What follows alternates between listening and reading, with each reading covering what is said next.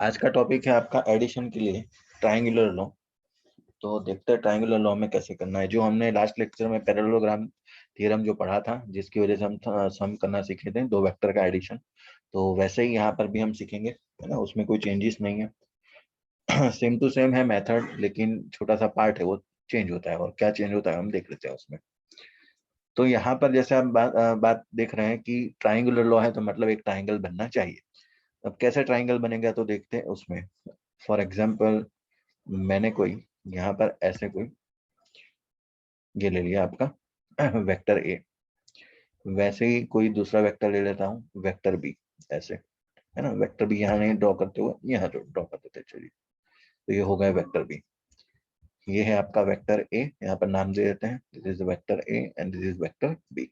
और इन दोनों के बीच में, है ना, हमें रिजल्टेंट निकालना है ए और प्लस बी का। तो मतलब अगर मैं ऐसा कहूँ कि ए वेक्टर प्लस बी वेक्टर, इन दोनों को जोड़ने पर हमें एक वेक्टर मिलता है जिसको कहा जाता है रिजल्टेंट वेक्टर आर। तो वो आर निकालना हमारा एम है। तो आर निकालने के लिए देखिए हम क्या करेंगे अब इसमें, कि इसका जो रिजल्टेंट है वो यहाँ आएगा इन दोनों के बीच में। फिर मैं आपको ये जो है ना स्क्वायर, ये समीशन लिखना कैसे, वो भी मैं आपको सिखा देता हूँ एक ट्रिक। तो वो भी नीट में एक बार शायद पूछा गया है, या फिर कॉम्पिटिटिव में कहीं था, तो उसके बारे में मैं बता देता हूँ। क्या आप फिगर देखकर बता सकते हैं कि इन दोनों का एडिशन है? तो मतलब वो एडिशन लिखने का भी एक तरीका है, प्रॉपर वे है उसको लिखने का। तो ये जो है आपका रिजल्टेंट वेक्टर आर आ गया। अब आपको एक पता है कि ए और आर के बीच का जो एंगल होता है वो होता है आपका अल्फा, है ना। अब यहाँ पर मैं क्या करूंगा, एक परपेंडिकुलर डाल रहा हूँ। देखिए यहाँ पर मैं यहाँ पर एक परपेंडिकुलर अब यहाँ से डाल रहा हूँ। तो ये मैंने परपेंडिकुलर डाल दिया। चलिए, अब एक चीज तो मुझे पता है कि ये परपेंडिकुलर डालने के बाद आपको एक चीज पता है ना, ए और बी के बीच का एंगल क्या होता है बताओ? Angle between A and B theta. Theta. तो क्या मैं इसको थीटा लिख सकता हूँ? देखिए, है ना। एक तो आप ऐसा नहीं कह सकते उसको, देखो इसका ए का हेड है और बी का टेल है ना। लेकिन आप ऐसा नहीं कह सकते। लेकिन अगर मैं इस वेक्टर को, है ना, फॉर एग्जांपल मैं यहाँ ड्रॉ कर दूं बी वेक्टर को, तो ये जो थीटा है वही थीटा यहाँ पर लिखा जाएगा ना। इसकी वजह से मैं लिख रहा हूँ डायरेक्ट। ये फिगर में ड्रॉ नहीं करना है, लेकिन आपको समझना है कि ये जो बी वेक्टर हमने ब्लैक कलर से ये ड्रॉ किया है, उसको मैं पैरेलल शिफ्ट करूँ तो यहाँ होगा, और थीटा जो एंगल ये हो जाएगा। तो ये जो थीटा है यही तो ये थीटा होगा। पैरेललोग्राम जैसा ही तो थियरम है ना ये, तो वैसा ही। चलिए, तो ये भी थीटा हो गया।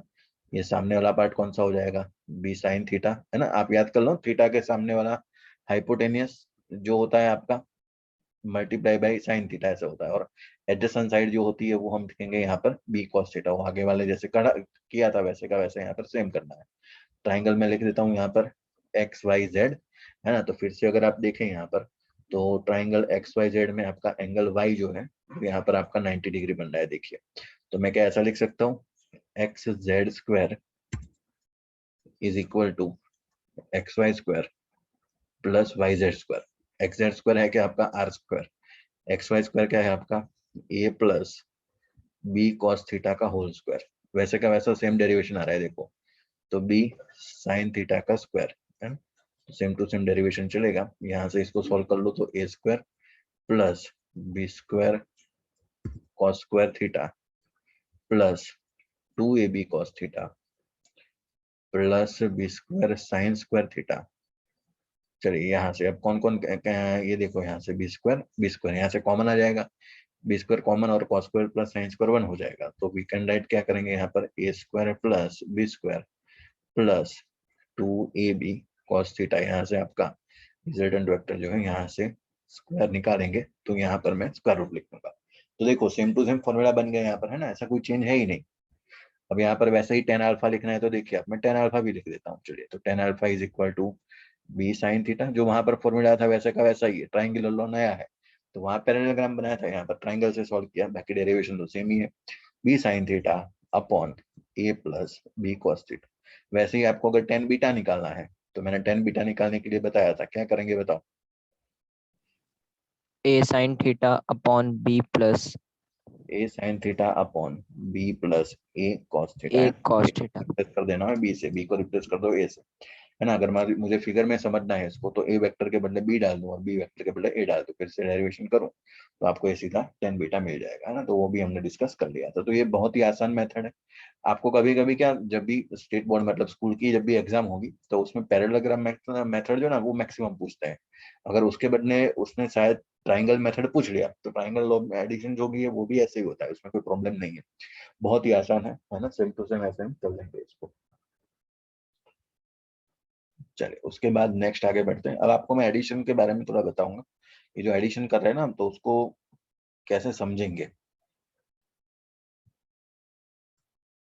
फॉर एग्जाम्पल, अगर मान लो कि मैंने कोई वेक्टर ए यहाँ से लिया, ये वेक्टर बी है, और यहाँ से ये जो वेक्टर है फॉर एग्जाम्पल ये आपका सी वेक्टर, ये मैंने लिखा ए वेक्टर, ये लिखा बी वेक्टर, और यहाँ पर ऐसे लिखा सी वेक्टर। तो अभी मैंने जो देखा वो क्या देखा था, a plus b is equal to r, r के पहले मैंने सी वेक्टर नाम दिया, कोई फर्क नहीं पड़ता उससे। तो ए प्लस बी अगर इसका मुझे लिखना है, तो मैं इसमें ऐसे लिखूंगा a plus b vector is equal to c vector. चलो, अब उसके बाद अगर मैं ऐसा कुछ ड्रॉ कर रहा हूं,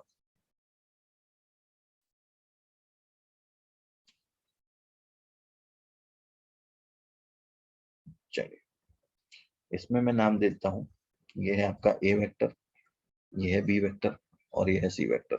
इसमें कैसे एडिशन होगा बताओ। अब तो सारी चीजें चेंज हो चुकी हैं। इसमें कोई बता पाएगा कि एडिशन कैसे कर पाएंगे हम। ये मेथड है, क्या नीट में पूछा गया क्वेश्चन है ये, मैंने बहुत सारे 2-3 किए थे। हाँ बताओ। Sir a minus B is equal to C. A minus B is equal to C, let me check. ठीक है, अब मैं आपको ट्रिक बताता हूँ। उस ट्रिक से आप कुछ भी कर सकते हैं, मतलब कोई भी ऐसा हो ना, ऐसे 3 4 5 6 कितने भी हो, तो आप मतलब आसानी से लिख पाएंगे। ऐसा मैं बता रहा हूँ, देखना ध्यान से। आपको दो तरीके से घूम सकते हैं, है ना। मैं पहले मैं सॉल्व करवा देता हूँ, दूसरे में भी आप अपने आप फिर मुझे आंसर दे पाओगे। पहले क्वेश्चन में देखो, ये तो मैंने क्या a plus b is equal to c हम ऑलरेडी आगे पढ़े, तो मैंने तो डायरेक्ट लिखा था, मुझे पता था। लेकिन आपने वो, आपको क्वेश्चन नहीं हुआ कि वो कैसे हो रहा है ये, है ना। तो आप देखो, ये जो मैं ना इस सर्कल को मैं क्लॉकवाइज घूम सकता हूँ या फिर एंटी क्लॉकवाइज घूम सकता हूँ, दो तरीके से घूम सकता हूँ, ठीक है।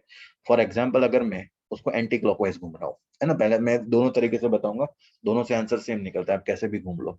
तो मान लो कि फॉर एग्जाम्पल मैं एंटी क्लॉकवाइज घूम रहा हूँ, तो एंटी क्लॉकवाइज घूमने पर देखो मैं ए कैसे घूम रहा हूँ, ए ऐसे जा रहा है राइट साइड, फिर बी वाला भी आपका एंटी क्लॉकवाइज जा रहा है। देखो ए कैसे घूम रहा है, एंटी क्लॉकवाइज, बी कैसे घूम रहा है, एंटी क्लॉकवाइज।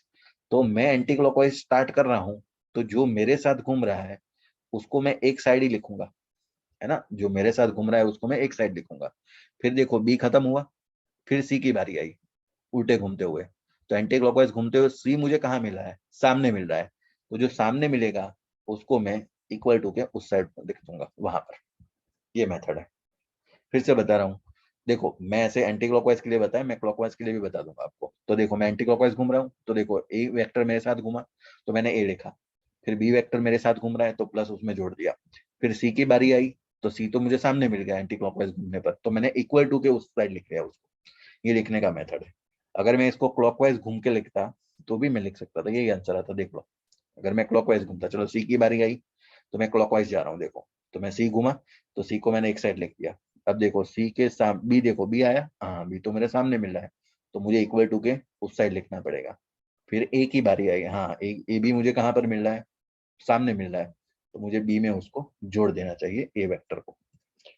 देखिए तो भी वही हो रहा है ना। क्या आप मुझे बता पाएंगे second question.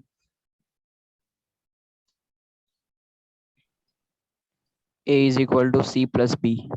A is equal to C plus B, let me check. चलो क्लॉकवाइज एंटी क्लॉकवाइज का कुछ भी घूम लो, चलो मैं घूम लेता हूँ यहाँ पर एंटी क्लॉकवाइज।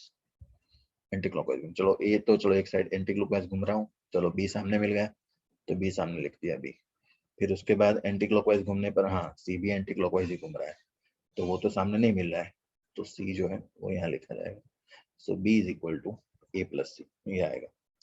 ठीक है, अभी मैं आपको प्रैक्टिस करवाता हूँ एक दो, है ना, तो प्रैक्टिस कीजिए तो आपको याद हो जाए। अभी 2-3 एक साथ करेंगे। ये क्लॉकवाइज घूम कर देखना है तो भी देख लो, क्लॉकवाइज अगर घूमे आप तो ऐसे हो जाएगा। देखो क्लॉकवाइज जाते हैं, तो यहाँ से देखो, ये जो मैं क्लॉकवाइज जाता हूँ, तो ए सामने मिला, तो मैंने एक साइड लिखा। फिर सी भी मुझे सामने मिला, तो सामने वाले एक साइड लिखने होते हैं, तो ए प्लस सी हो गया।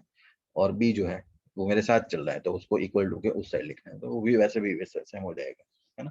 तो दो में कोई चेंजेस है नहीं। चलिए एक प्रैक्टिस कर लीजिए, उसके बाद न्यूमेरिकल पर जाते हैं।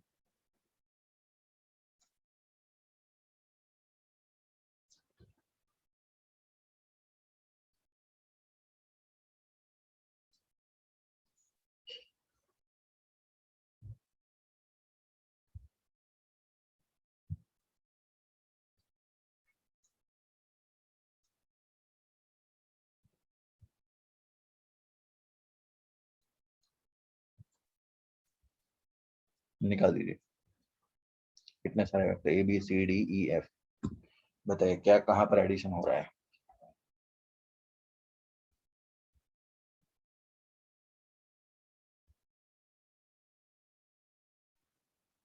Sir a plus b plus c plus e is equal to d plus f. Yes very good right. और अनिल बताओ तुम भी क्या होगा। Sir sir same. सेम है, यस राइट वेरी गुड, है ना। आप मतलब ओरली भी निकाल सकते हैं। एंटी क्लॉकवाइज जाओ तो देखो मुझे एंटी क्लॉकवाइज कौन कौन दिख रहे हैं, तो ए दिखा, फिर बी दिखा, फिर सी भी एंटी क्लॉकवाइज दिख रहा है तो प्लस जुड़ता जाऊंगा। डी सामने मिल रहा है तो चलो डी को सामने लिख दो इक्वल टू के। ई जो एंटी क्लॉकवाइज घूम रहा है तो प्लस ई, फिर उसके बाद एफ सामने मिला तो एफ सामने रख दो, खत्म लो, है ना। बहुत ही आसान, मतलब आप ऐसे कोई भी क्वेश्चन को सॉल्व कर सकते हैं। नीट में एक क्वेश्चन ऐसा आया था तो आप देख लेना, आप कुछ है नहीं इसमें, मतलब इतना टफ नहीं है। चलिए क्वेश्चन को आगे बढ़ाते हैं हम। देखिए आपको फॉर्मूला याद कर लेना कि जो मेन आपका फॉर्मूला था R is equal to under root of A square plus B square plus 2ab cos theta, है ना, उसी से अब काम चलेगा आगे। तो आपको क्वेश्चन में दिया गया है two forces of magnitude 3 newton and 4 newton respectively are acting on a body, calculate the resultant force if the angle between them is 0 degree 180 degree and 90 degree. 3 बार आपको मतलब अलग अलग रिजल्टेंट निकालना है। चलिए तो मैं सबसे पहले तो रिजल्टेंट का फॉर्मूला लिखूंगा, R is equal to under root of A square plus B square plus 2ab cos theta, where theta is the angle between A and B. ठीक है, ये भी याद रखना है, जो थीटा है किसके बीच का एंगल है, ए और बी के बीच का एंगल है। उसके बाद सभी की वैल्यू पुट कर देते हैं। वेक्टर ए की वैल्यू आपको दी गई है 3 न्यूटन, वेक्टर बी की जो है वो 4 न्यूटन है ना। ए मान लेता हूँ उसको, वेक्टर ए, इसको नाम देते हैं वेक्टर बी, उसका मैग्नीट्यूड दिया गया है। तो चलिए सबसे पहला क्वेश्चन सॉल्व करते हैं, उसमें आपको दिया गया 0 डिग्री। चलिए तो स्टार्ट करते हैं। R is equal to under root of A square मतलब क्या है आपका 3 का स्क्वायर, प्लस बी स्क्वायर मतलब 4 का स्क्वायर, प्लस 2ab मतलब 4 इंटू 3, और कॉस थीटा मतलब कॉस जीरो डिग्री। बताओ कॉस जीरो की वैल्यू 1. 1, very good. वो वैल्यू मैंने आपको कहा था वो याद कर लेना एक बार, है ना। कॉस जीरो की वैल्यू होती है 1, तो यहाँ 1 रख दो। Under root of 3 square plus 4 square plus 4 3 12 12 2 24, yes, बस उसको सॉल्व कर दीजिए। तो R is equal to under root of 3 square 9, ये 16 प्लस 24 कितना हो गया बताइए। 16 और 9 25, 25 24 49, अंडर रूट ऑफ 49। बताइए क्या बाहर आएगा कुछ। R is equals to 7. 7. 7 का स्क्वायर है तो आर इज इक्वल टू 7। ठीक है, अब एक चीज देखना समझना है, मैं आपको एक चीज बताऊंगा यहाँ पर। चलिए दोनों के बाद, हाँ पहले न्यूमेरिकल कर लेते हैं, उसके बाद इसके ऊपर डिस्कस करते हैं। एक लॉजिक भी इसमें सेट हो रहा है बढ़िया सा, मैक्सिमम और मिनिमम का, तो वो भी हम देख लेते हैं। फिर सेकंड क्वेश्चन जो है आपके लिए वो है यहाँ पर थीटा जो है आपको 180 डिग्री रखना है। चलिए तो let me try. R is equal to under root of A square मतलब 3 का स्क्वायर प्लस 4 का स्क्वायर प्लस 2 टाइम्स 3 इंटू 4 और कॉस 180 मतलब पाई, है ना। मैंने बताया था आपको कॉस 180 की वैल्यू बताओ क्या होती है। Pi. हाँ कॉस पाई, वैल्यू कितनी, मतलब कॉस पाई हुआ 180 मतलब पाई ऐसे। तो ये आप ऐसे लिखो, कॉस 180 लिखो या फिर कॉस पाई बोलो उसको, इसकी वैल्यू होती है -1। ठीक है, धीरे धीरे आपको याद हो जाएगा, है ना, जितनी प्रैक्टिस करेंगे आप। वैसे भी हमने वो ट्रिग्नोमेट्री आपको पहले बता दी है, तो यूनिट सर्कल से आप इसको निकाल सकते हैं। याद कर लेना यूनिट सर्कल फिर से एक बार। कॉस पाई जो ऐसे होता है ना, ये ऐसे सर्कल बनाया था, याद करो। उसमें 0 डिग्री, ये पाई डिग्री, ये पाई बाई 2 मतलब 90, और ये आपका 3 पाई बाई 2 मतलब 270। ठीक है। तो ये जो ये कोऑर्डिनेट कौन सा होता है आपका, बताओ 1 0, ये कितना होता है -1 0। पहला कोऑर्डिनेट कौन होता है, कॉस, तो ये कॉस पाई, ये साइन पाई ऐसे, ठीक है। तो उसमें कॉस पाई की वैल्यू कितनी आ गई -1। तो ये ऑलरेडी हम आगे सीख चुके हैं। धीरे धीरे आपको क्या होगा कि प्रैक्टिस होगी ना, तो ये सारी वैल्यू ऐसे भी याद हो जाएगी। जैसे मुझे याद है, आप कोई भी पूछ लो तो मैं सीधा बता दूंगा ना, तो मुझे सोचने की भी जरूरत नहीं पड़ती है, क्योंकि वो प्रैक्टिस में आ जाएगा उसके बाद। So we can write under root of 3 square, मतलब ये हो जाएगा आपका 9, 4 स्क्वायर मतलब 16 माइनस, है ना, -1 हो जाएगा तो माइनस आगे डाल दिया मैंने। 4 3 जा 12, 12 2 जा 24, तो ये 25 माइनस 24 मतलब under root of 1, we can write r is equal to 1, ये हो जाएगा, ठीक है। तो ये होता है। फिर उसके बाद थर्ड नंबर, एंगल है आपका 90, theta is equal to 90 degree. बताओ रिजल्टेंट आर कैसे लिखूं, under root of A square plus B square 3 square plus 4 square plus 2ab, और पीछे आ जाएगा आपका cos 90। cos 90 की वैल्यू 1 0 0, 0 cos 90 की वैल्यू 0, मतलब ये पूरा टर्म कैंसिल। तो ये 3 4 5 मतलब 3 का स्क्वायर 9, 4 का स्क्वायर 16, 25 स्क्वायर रूट में, तो बाहर आएगा 5। तो रिजल्टेंट जो है 5 है ना। देखो तीनों नंबर मतलब तीनों क्वेश्चन जो आपके सॉल्व हो गए। अब यहाँ पर आप एक चीज देखेंगे ना, तो एक्चुअल में आपका जब भी एडिशन होता है ना, जब भी आप दो वेक्टर को ऐड करें, तो एडिशन में है ना, आप मतलब पूरा एंगल घूमेंगे। मान लो कि आपके पास दो है, चलो डिटेल में डिस्कस करते हैं, इसको हटा देता हूँ। आपके पास दो वेक्टर है, यहाँ एक का मैग्नीट्यूड है 3 न्यूटन, दूसरे का है 4 न्यूटन। यहाँ पर दोनों आपको मैग्नीट्यूड दिया है। अब ये दोनों बीच के वेक्टर जो है ना, वेक्टर के एंगल, तो एंगल कितने एंगल की रेंज क्या हो सकती है, 0 से लेकर 360, पूरा सर्कल घूम सकता है ना। मान लो ए वेक्टर यहाँ पर, फिर ऐसे बी वेक्टर रखा, तो आप ये इसको घुमा दो बी वेक्टर को पूरा, तो क्या इतनी पेयर पॉसिबल बनेगी ए और बी के बीच में। तो आप एंगल कितना कितना पॉसिबल बन सकता है, तो 0 डिग्री से स्टार्ट करके आपका कितना हो सकता है 360 डिग्री तक। तो मतलब आप इसको जोड़ेंगे, तो जोड़ने पर आपकी जो वैल्यू है, आंसर की जो रेंज है ना, सुनना ध्यान से। अब आपके आंसर की जो रेंज होती है, वो रेंज ऐसे होती है, रिजल्टेंट वेक्टर आपका a minus b less than और equal to r less than और equal to a plus b. ये याद रखना, ये क्वेश्चन से आपके बहुत सारे क्वेश्चन छोटे छोटे सॉल्व हो जाएंगे। ऐसे एमसीक्यू आते हैं कॉम्पिटिटिव में।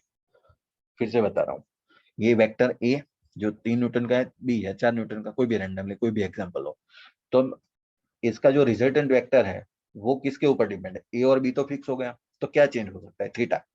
अब थीटा कहाँ से कहाँ लाई करेगा, बताओ 0 से लेकर 360, मैक्सिमम उतनी वैल्यू है। 360 से आगे गया तो वापस हो तो 0 अगेन, ठीक है। तो 360 से अगेन 0 से स्टार्ट होगा एंगल, तो जो एंगल है वो आपका 0 डिग्री से 360 डिग्री तक लाई करेगा, ठीक है। तो आप इतना घुमाओ, और फिर उसमें बाद जो रिजल्टेंट वेक्टर का जो फॉर्मूला है अगर उसमें रखा जाए, तो आपकी जो मैक्सिमम वैल्यू होती है और मिनिमम वैल्यू होती है, ये होती है। तो ये जो है आपका वैल्यू याद रखना, a minus B which is minimum, a plus B which is maximum. Minimum कब होती है, तब एंगल जो है आपका मिनिमम, वो आंसर आपका 180 डिग्री पर आएगा, और मैक्सिमम जो है आपका a प्लस बी, वो जो है वो थीटा इज इक्वल टू यहाँ पर 0 डिग्री पर आएगा। ना ये याद रखना, मिनिमम जो है 180 पर आएगा, और मैक्सिमम जो है वो 0 डिग्री पर। अब अभी वो आगे वाला न्यूमेरिकल याद करो, जब 0 डिग्री था तब आंसर आपका क्या आया था, बताओ 7 आया था यहाँ पर। फिर उसके बाद 180 था तब आंसर क्या आया था आपका 1 न्यूटन आया था।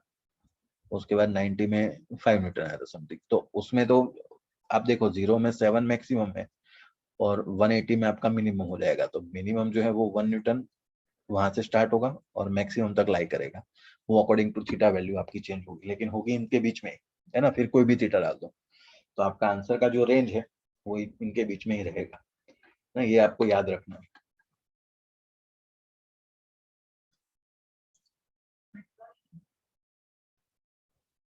Next question, two vectors having an equal magnitude of 5 units, having an angle of the 60 degree between them.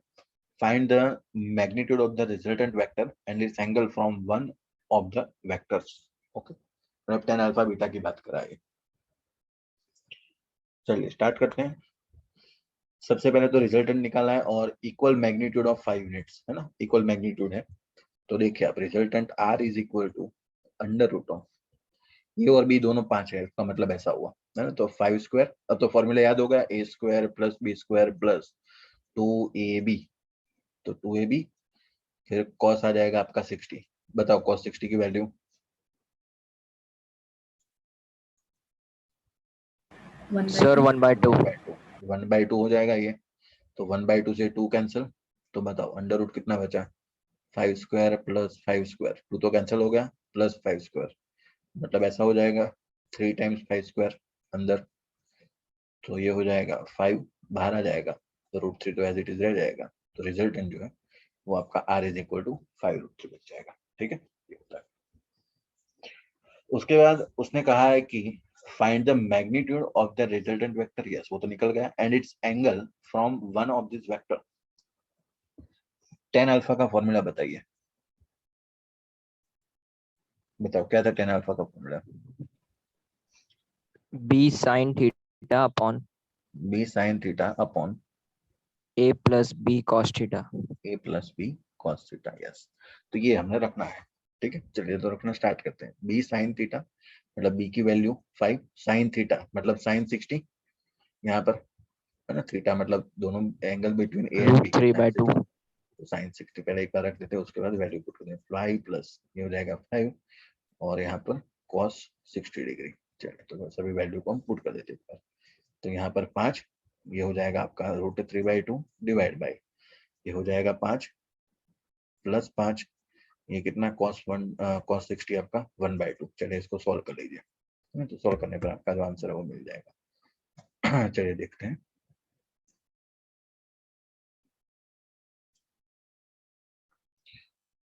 Five into √3/2 as it is divide by ये हो जाएगा आपका, ये 5 एलसीएम ले 2 एलसीएम लीजिए तो 10 प्लस 5 15, 15/2, ये 2 से 2 कैंसल, फिर 5 3 जा √3/3। क्या इसको मैं सॉल्व कर सकता हूँ? और √3 को मैं ऐसा लिख सकता हूँ √3 इंटू 3, √3 इंटू √3, तो √3 से √3 कैंसल, तो बचा आपका 1/√3। तो tan alpha is equal to 1/√3। बताओ tan थीटा की कौन सी वैल्यू 1/√3 आती है? 30 डिग्री। 30 degree, very good. है ना, ये समझ में आया ना कैसे सॉल्व कर लिया इसको? एलसीएम लेकर यहाँ से देखो, मैं फिर से बता देता हूँ। 2 एलसीएम लिया तो 2 ऊपर चला गया, तो 10 5 15 हो गया, 15/2 वहां पर तो ऊपर 2 से 2 कैंसिल, ये 5 3 जा 15। तो देखो √3 अपॉन √3, तो 3 को मैं क्या लिख सकता हूँ √3 इंटू √3, तो √3 और कैंसिल हो गया तो 1/√3 बचा, है ना। तो ये आपका एंगल भी मिल गया। देखो बढ़िया क्वेश्चन है ये भी, मतलब आपको भी प्रैक्टिस हो रही है। देखो ये जो है ना इनिशियल स्टेज है, इनिशियल स्टेज के ऊपर अगर आपको ये समझ में आ गया तो जब भी बड़े क्वेश्चन के ऊपर आएंगे तो मतलब आपके लिए तो वो बहुत ही आसान काम हो जाएगा। तो ये आपके जो छोटे छोटे क्वेश्चन है ना वो आपको आने चाहिए। चले उसके बाद ये भी बढ़िया क्वेश्चन है। Vector a and b makes an angle 20 degree and 110 degree respectively with the x axis. इसकी अगर फिगर बनानी आ गई आपको समझ में तो आप मतलब इसको सॉल्व कर पाएंगे। जरा ट्राई करके बताओ।